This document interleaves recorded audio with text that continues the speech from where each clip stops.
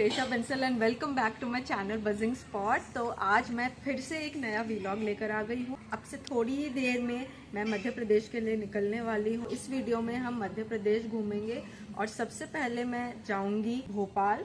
तो मिलते हैं फिर रेलवे स्टेशन पहुँच के।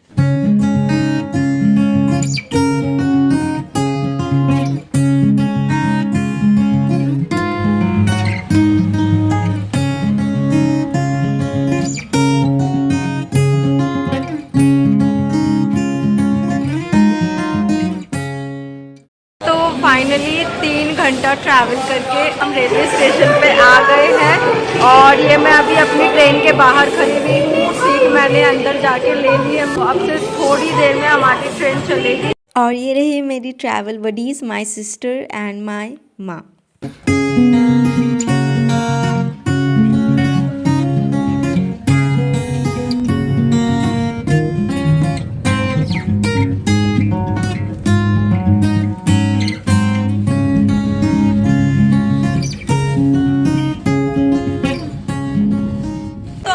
भोपाल रेलवे स्टेशन पे पहुंच गए हैं और अब यहाँ से हमारी भोपाल की जर्नी शुरू होगी।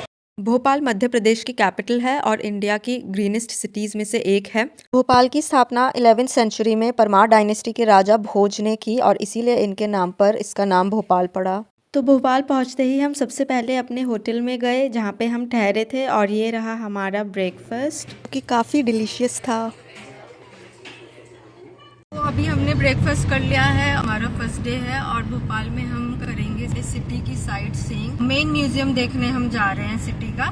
तो मिलते हैं फिर वहां पहुंच के। दोस्तों मैं आपको रिकमेंड करूंगी कि जब भी आप भोपाल विजिट करें तो आप टीटी नगर एरिया में अपना रहने का इंतज़ाम करें, क्योंकि वहाँ से सारी टूरिस्ट अट्रैक्शंस और साइट नज़दीक पड़ते हैं। इस तरह के गेट हिमाचल प्रदेश के मंदिरों और पैलेसेस के होते हैं, जिसे यहाँ पे दिखाया गया है। तो ये हम आ गए हैं इंदिरा गांधी राष्ट्रीय मानव संग्रहालय में और हमने टिकट ले लिया है और अब हम जा रहे हैं इसमें अंदर। ये म्यूजियम भोपाल सिटी के श्यामला हिल्स में 200 एकड़ के एरिया में बना हुआ है और ये इंडिया का लार्जेस्ट एथनोग्राफिक म्यूजियम है।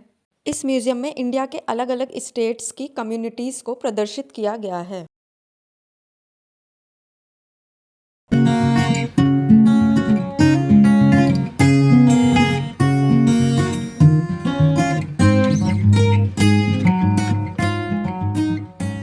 इस म्यूजियम में टोटल 12 गैलरीज हैं जो कि ह्यूमन इवोल्यूशन से लेकर कंटेम्प्रेरी कल्चरल लाइफ की कहानी को बताती हैं। जैसे फर्स्ट गैलरी में दिखाया गया है कि ह्यूमन ने प्री हिस्टोरिक टाइम से लेकर प्रेजेंट टाइम तक कैसे डेवलप किया, उसमें क्या क्या चेंजेस आए। ये मॉडल है नर्मदा घाटी में रहने वाले ह्यूमंस का।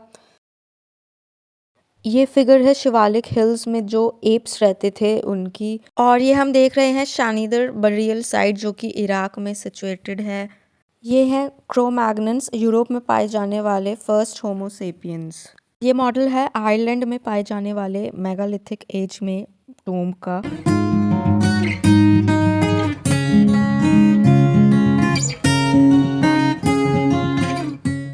और यहाँ हमें ह्यूमन वेरिएशन का क्या रीज़न होता है उसके बारे में डिटेल में जानने को मिलता है। ये मॉडल है बिरहोर ट्राइब के घर का, जिसे तंडा कहते हैं और ये tribe mainly Chhattisgarh, Orissa, west Bengal और झारखंड में पाई जाती है। ये घर है राजस्थान और गुजरात में पाई जाने वाली रबाड़ी ट्राइब का और इनके घरों को भुंगस कहते हैं। ये वस्तुएं तमिलनाडु के नीलगिरी हिल्स में पाई जाने वाली तोड़ा ट्राइब के द्वारा उपयोग में लाई जाती हैं। ये घर मध्य प्रदेश, उड़ीसा और छत्तीसगढ़ में रहने वाली देवार कम्युनिटी के लोगों का है, के द्वारा इस्तेमाल में लाई जाने वाली चीज़ों को भी दिखाया गया है। इसके अलावा उनकी देवी की जो जहाँ वो पूजा करते हैं उस स्थान को भी यहाँ पे दिखाया गया है।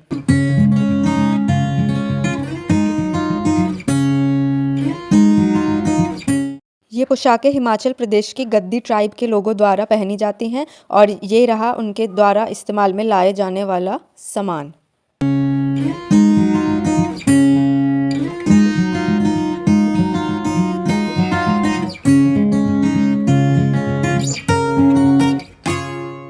और यह है हिमाचल प्रदेश के भिन्न भिन्न कम्युनिटीज़ द्वारा रोज़मर्रा में उपयोग में लाई जाने वाली विभिन्न वस्तुओं का कलेक्शन।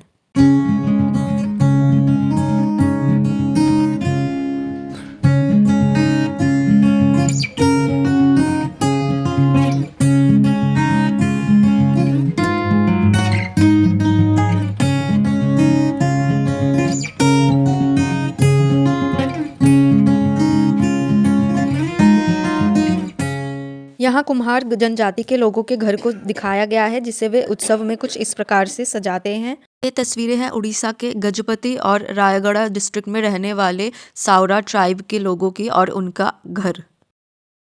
ये मॉडल है मध्य प्रदेश के अगरिया ट्राइब के लोगों द्वारा घरों में इस्तेमाल की जाने वाली भट्टी का।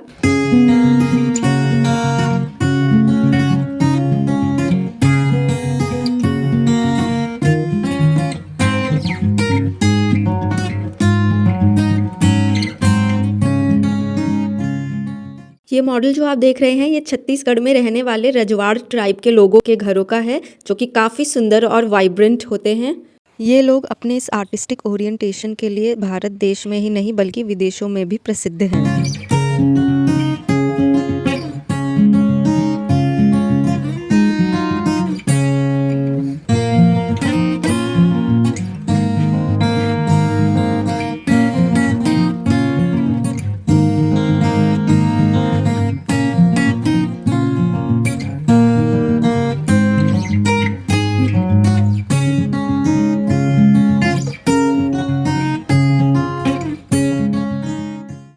यहाँ हमें खेतीहर लोगों में पशुओं के चारे पानी और उनके मैनेजमेंट के लिए उपयोग में लाई जाने वाली चीज़ें देखने को मिलती हैं।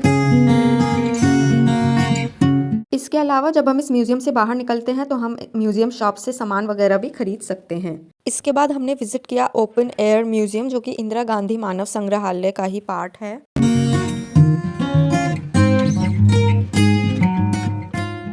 ये बना हुआ है इम्फाल में लोकेटेड कांगला फोर्ट का वेस्ट एंट्रेंस गेट। इस म्यूज़ियम में हमें ट्राइबल विलेजेस देखने को मिलते हैं जो कि उनकी ट्रेडिशनल इंजीनियरिंग और क्राफ्टमैनशिप को दर्शाते हैं और ये विलेजेस इंडिया के ऑल ओवर द पार्ट्स में पाए जाते हैं।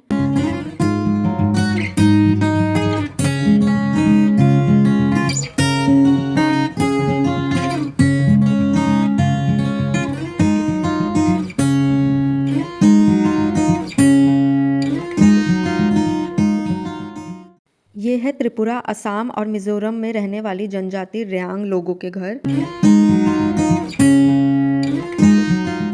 ये घर है उत्तराखंड के कोटुली और अल्मोड़ा में रहने वाली कम्युनिटीज के ट्रेडिशनल घर।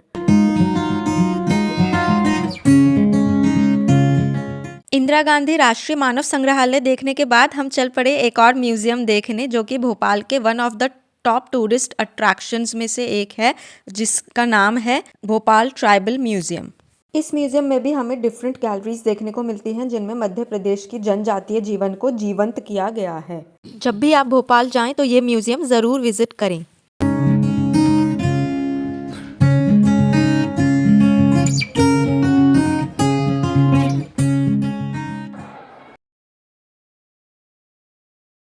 तो इसमें एंटर करते ही हम टिकट काउंटर एरिया में आते हैं और उसे कुछ इस तरह से बनाया गया है ताकि विजिटर्स को इमर्सिव एक्सपीरियंस मिल सके। तो यहाँ आकर सबसे पहले हमने हमारी टिकट ले ली।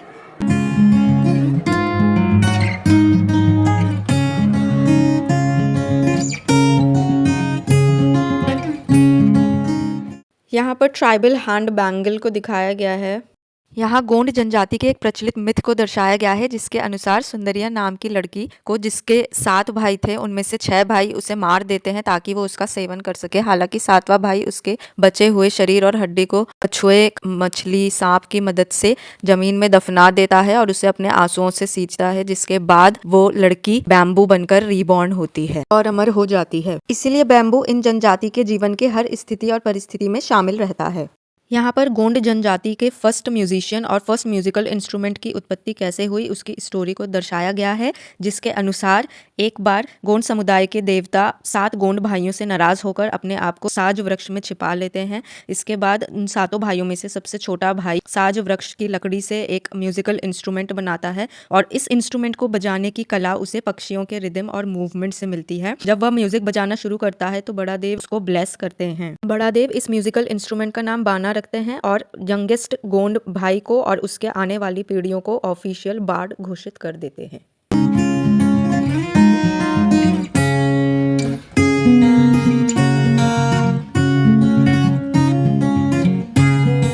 यहाँ पे पे भील जनजाति के प्रचलित मिथ को बताया गया है, जिसमें लाखों बंजारा अपने बड़े से गाय बैलों के झुंड को लेकर जा रहा था और कुछ समय बाद वो घूपची नाम के व्यक्ति के आम के बाग में पहुंचता है, जहाँ पे नंदलू उससे उसके सारे गाय बैलों को अच्छे रुपयों में खरीद लेता है और इस चीज से प्रसन्न होकर वो घूपजी की बेटी के साथ दुर्व्यवहार करता है और इससे घूपजी गुस्सा होकर लाखू का सर काट देते हैं और उसके बाद उसके सर से खून की धाराएं बहने लगती हैं। ये धाराएं सफ़ेद, काली और लाल रंग की थी, जिन्हें भील जनजाति के लोग अपने एंसेस्टर्स के लिए स्वर्ग से धरती पर आने का रास्ता मानते हैं। इनके अनुसार जो बचपन में गुजर गए वो सफ़ेद धारा से, जो बुरी आत्माएं हैं वो काली धारा से और इनके बाकी एंसेस्टर्स जो हैं लाल धारा से धरती पर आते हैं और इनका ध्यान रखते हैं और इन्हें आशीर्वाद देते हैं। यहाँ पर भील जनजाति के लोगों के देवता बाबदेव और उनकी पूजा के रिचुअल को दिखाया गया है। ये लोग मूर्ति पूजा नहीं करते हैं, इसलिए ये संपूर्ण प्रकृति को ही पूजते हैं और इसलिए ये अपने देवता का स्थान एक छोटे से पर्वत पर मानते हैं। जब इनकी कोई मनोकामना पूरी होती है तो ये मिट्टी के बने तरह तरह के जानवरों को बाबदेव पर अर्पित कर उनका धन्यवाद करते हैं। यहाँ पर सहरिया ट्राइब के प्लेस ऑफ वर्शिप को दिखाया गया है, जो कि कुछ कुछ मंदिर नुमा जैसा होता है, हालांकि इनमें कोई देवी देवताओं की मूर्ति नहीं होती है। यहाँ पे मध्य प्रदेश के चौगन गांव को दिखाया गया है, जहाँ पर सरग नसैनी अर्थात स्वर्ग को जाने वाली सीढ़ी स्थापित है। सरग नसैनी की मान्यता गोंड और बैगा जनजाति में प्रचलित है। ये सीढ़ी धारदार होती है और इसलिए माना जाता है कि जो पवित्र, सरल और खुद को देवी देवताओं को समर्पित करने के लिए शक्ति रखता हो वही इस सीढ़ी को चढ़ सकता है। जो व्यक्ति किसी बड़ी परेशानी से निजात पा लेता है तो वह देवी की झोपड़ी या चौकी पर इस सरग नसैनी को अर्पित करता है और इस सरग नसैनी का महाभारत के प्रसंग में भी उल्लेख है। इस म्यूजियम में एक ऐसी भी गैलरी है जहाँ पर हमें मध्य प्रदेश की विभिन्न जनजातियों के प्रचलित खेल कूद के बारे में भी जानने को मिलता है।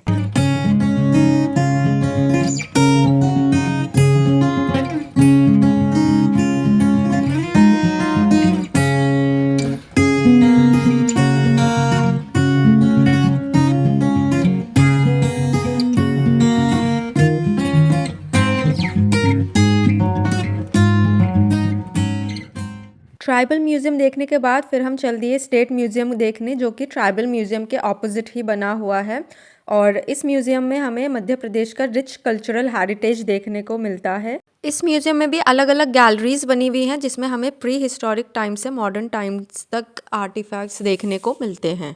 जैसे masterpieces of Madhya Pradesh section में हमें मध्य प्रदेश की श्रेष्ठतम मूर्तियों का कलेक्शन देखने को मिलता है।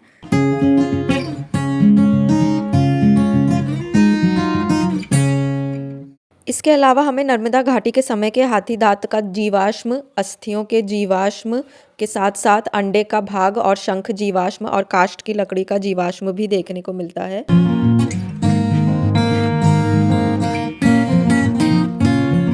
इस म्यूजियम की स्कल्पचर गैलरी में हमें मध्य प्रदेश के अलग अलग जगहों से प्राप्त देवी देवताओं की मूर्तियों का कलेक्शन देखने को मिलता है।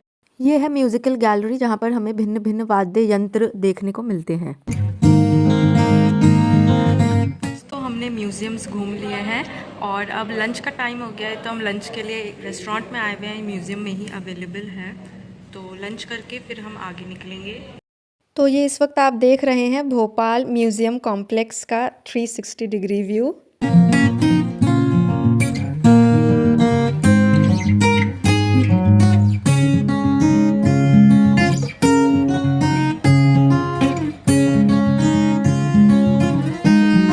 तो ये था मेरे भोपाल वीलॉग का पार्ट 1। आई होप आपको मेरी आज की वीडियो अच्छी लगी होगी। अच्छी लगी हो तो लाइक कीजिए, कमेंट कीजिए और अपनी फ्रेंड्स और फैमिली में ज़रूर शेयर कीजिए। बहुत जल्द मिलूंगी मैं इसके पार्ट 2 के साथ। तब तक के लिए bye bye and take care.